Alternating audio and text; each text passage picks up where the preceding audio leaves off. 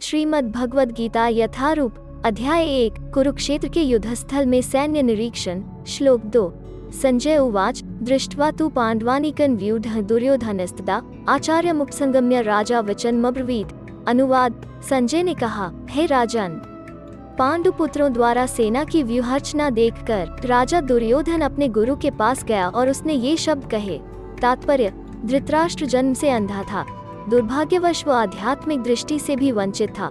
वो यह भी जानता था कि उसी के समान उसके पुत्र भी धर्म के मामले में अंधे हैं और उसे विश्वास था कि वे पांडवों के साथ कभी भी समझौता नहीं कर पाएंगे, क्योंकि पांचों पांडव जन्म से ही पवित्र थे।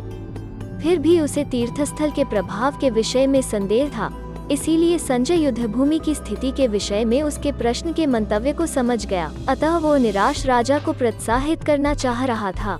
उसने उसे विश्वास दिलाया कि उसके पुत्र पवित्र स्थान के प्रभाव में आकर किसी प्रकार का समझौता करने नहीं जा रहे हैं। उसने राजा को बताया कि उसका पुत्र दुर्योधन पांडवों की सेना को देखकर तुरंत अपने सेनापति द्रोणाचार्य को वास्तविक स्थिति से अवगत कराने गया। यद्यपि दुर्योधन को राजा कहकर संबोधित किया गया है, तो भी स्थिति की गंभीरता के कारण उसे सेनापति के पास जाना पड़ा।